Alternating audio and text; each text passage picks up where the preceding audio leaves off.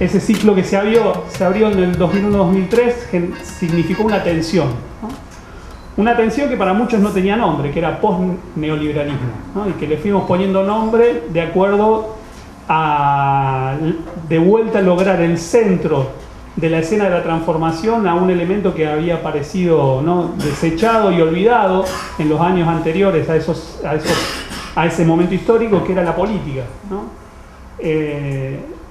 La lógica del neoliberalismo implicaba que para nosotros las decisiones tomadas en el Ministerio de Economía, ¿no?, tenían mucha más preponderancia, importancia y centralidad que las decisiones políticas, ¿no?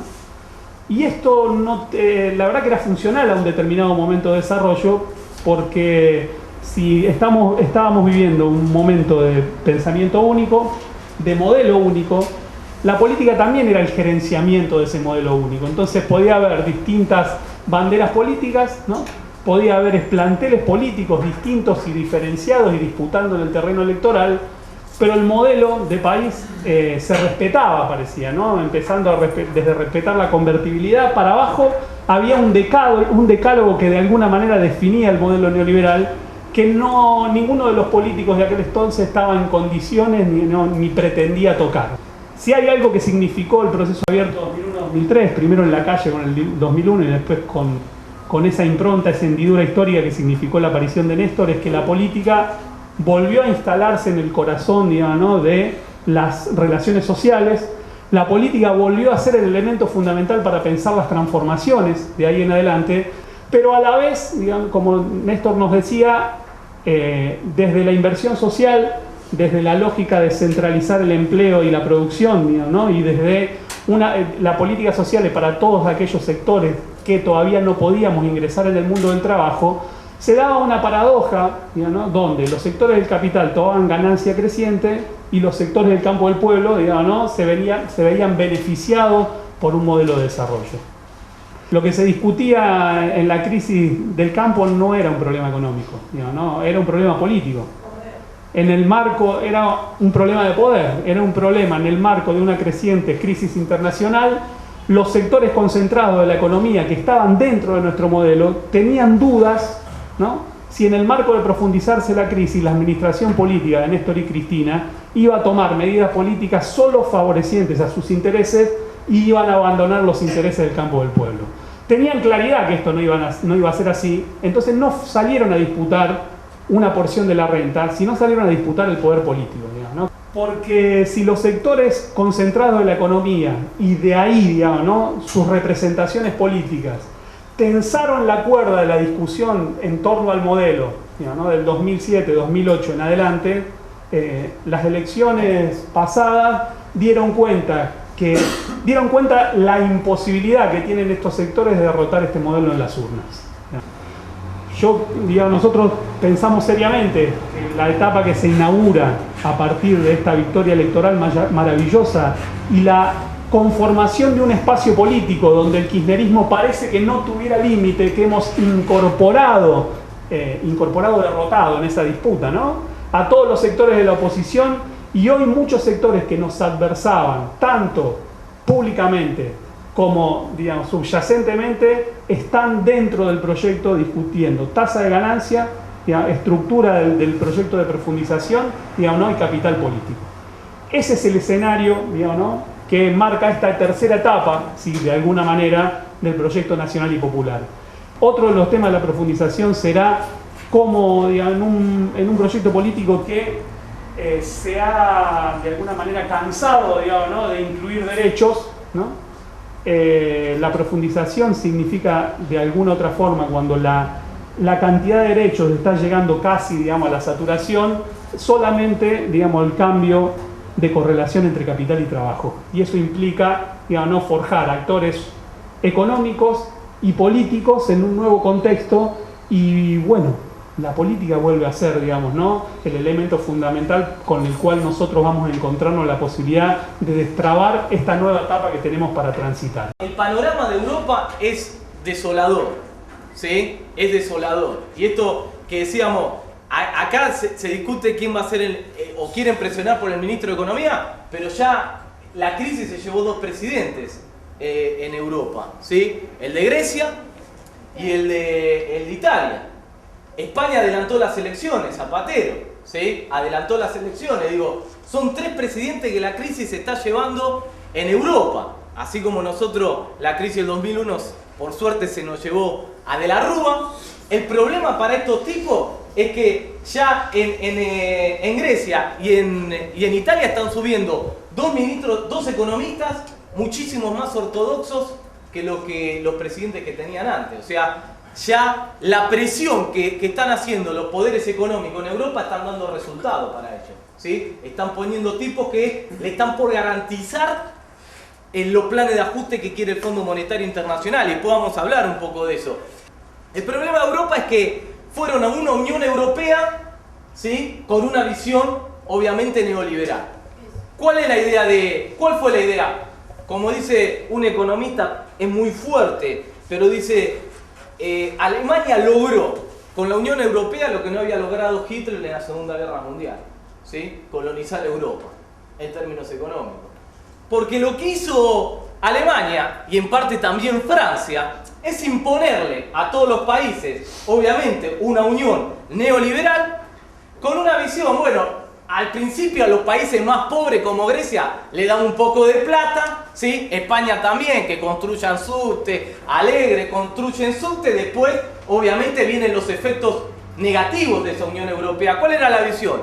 0 arancel a la importación, ¿sí? Y entonces ellos pensaban el efecto derrame. Todas las industrias compitiendo, ¿y qué iba a pasar según la visión neoliberal? Que los países más atrasados van a lograr tener la productividad de los países más desarrollados, por la competencia misma, ¿sí? Entonces, en algún momento, ¿qué decía la visión de la Unión Europea? Grecia va a tener la misma competitividad que Alemania. Obviamente compitiendo, le va a costar un poco, lo vamos a ayudar con plata, pero en algún momento la competitividad de la industria griega va a llegar a la competitividad de la industria alemana. Eso es lo que pensaba, o el discurso que bajaba Alemania y Francia para ir a la Unión Europea. Y para engancharlos los ayudamos a aquel país que se incorpore, 2, 3 años le damos plata. Y así fueron incorporando países. Ahora, ¿cuál fue el problema? Que ese efecto derrame nunca llegó. La industria griega no puede competir con la industria alemana, ¿sí? La industria española no puede competir con la industria alemana, ¿sí? Entonces, ¿qué pasa? Que la industria de Grecia, la industria alemana quiebra al no poder competir, ¿sí? Y entonces, ¿qué pasa? Que los productos, Grecia y España, los productos que antes producían ellos mismos, ¿ahora qué hacen? Los importan. ¿De dónde? De Alemania. Entonces Alemania le vende a Europa todos los productos. Ahora, digo, si les recuerdo un poco la convertibilidad, es un poquito parecido, ¿sí? Inclusive, esta es la visión. Fíjense lo dramático para estos países, que la visión de los neoliberales es tratar de ponerle siempre un corset al Estado, ¿sí? Arrinconar al Estado. Ahora, ¿cuál es la manera de arrinconar a los Estados? Que los Estados no pueden hacer política. No pueden hacer política monetaria, no pueden hacer política fiscal, no pueden hacer política cambiaria, no pueden hacer política. Si ustedes agarran la convertibilidad, ¿nosotros podíamos hacer política cambiaria, devaluar la moneda? No, porque ¿cómo era el tipo de cambio? 1 a 1 y fijado por ley. ¿Podíamos hacer política monetaria? Tampoco, porque en términos de la convertibilidad solo podíamos emitir si el Banco Central tenía respaldo en dólar. Y no podíamos hacer política fiscal porque gracias a las políticas neoliberales el Estado se quedó con un déficit fiscal que no podíamos hacer política fiscal. Entonces fíjense, en el modelo de convertibilidad el Estado no podía hacer política monetaria, no podía hacer política cambiaria, no podía hacer política fiscal, no podía hacer política. Y si el Estado no hace política, ¿quién maneja la economía? Los sectores dominantes, los grandes grupos económicos, el sistema financiero y el Fondo Monetario Internacional. Y eso era la década 90. Ahora pregunta, ¿Grecia puede hacer política monetaria? No tiene moneda. ¿Grecia puede hacer política cambiaria? ¿Puede devaluar la moneda? No tiene moneda. ¿Grecia puede hacer política fiscal? No, porque tiene un déficit fiscal terrible. Grecia no puede hacer política. Bueno, pero digo, el problema para Europa no es Grecia. ¿Quién va por el camino griego? Y ahí sí estamos en problemas. Italia. Ahí se le también, ¿no? Y Portugal, España también, digo, van por el mismo camino. Ahora, ¿por qué? ¿Cuál es el problema? Que como estos países no pueden competir con la industria alemana, importan y tienen lo que se llama una balanza comercial negativa. ¿Qué significa? Que Grecia importa más de lo que exporta, ¿sí? Déficit comercial. Ahora, el problema es cómo financian el déficit comercial, porque la industria griega quiebra y porque importan los productos de Alemania, vía endeudamiento. Entonces se endeuda. Década del 90. Década del 90, fíjense, un importador en la década del 90, ¿qué hacíamos? Importábamos todos los productos porque era más barato importar el producto que producirlo nacionalmente, ¿sí? Por el tipo de cambio bajo, por la apertura comercial. Y por eso veíamos los locales todos por 2 pesos, ¿sí? Fascinados. Ahora el problema es quién compraba esos productos, ¿sí? ¿Y qué teníamos en la década del 90? Un déficit comercial terrible. Importábamos más de lo que exportábamos. Y la pregunta es, ¿cómo financiamos en la década del 90 el déficit comercial que teníamos? Vía endeudamiento externo. Lo mismo está pasando en Grecia. Quiebra la industria nacional de Grecia porque importan el producto a Alemania, déficit comercial, y ese déficit comercial lo financia vía endeudamiento público, externo. Por eso la deuda externa ahora en Grecia, ¿cuánto llegó? 150% del Producto Bruto Interno. Una brutalidad. A Grecia le pasa esto, a Italia le está pasando esto, ¿sí? Ya el riesgo país italiano subió tanto que ya Italia no se puede financiar. Italia va al camino de Grecia, ¿sí? Como decimos también España y como decimos también Portugal, y el resto de los países van hacia ese camino en Europa. ¿Sí? Obviamente, ¿quién se financia? La industria alemana, claramente. La industria alemana y en menor medida la francesa, pero también los bancos alemanes. Porque Grecia importa el producto industrial de Alemania, pero además, ¿con quién se endeuda Grecia? Con el banco alemán. A Grecia le dicen lo mismo, planes de ajuste y pagar la deuda externa. ¿Quién quiere esto? El FMI, Alemania y Francia. Son los 3 que quieren para obviamente salvar al sistema bancario francés, al sistema bancario alemán, y que además el Fondo Monetario le dé plata a cambio de los planes de ajuste, ¿sí? Para que estos países más o menos le sigan comprando productos industriales tanto a Alemania y a Francia. ¿Y hasta dónde? Le pregunta el presidente griego. Hasta donde te dé.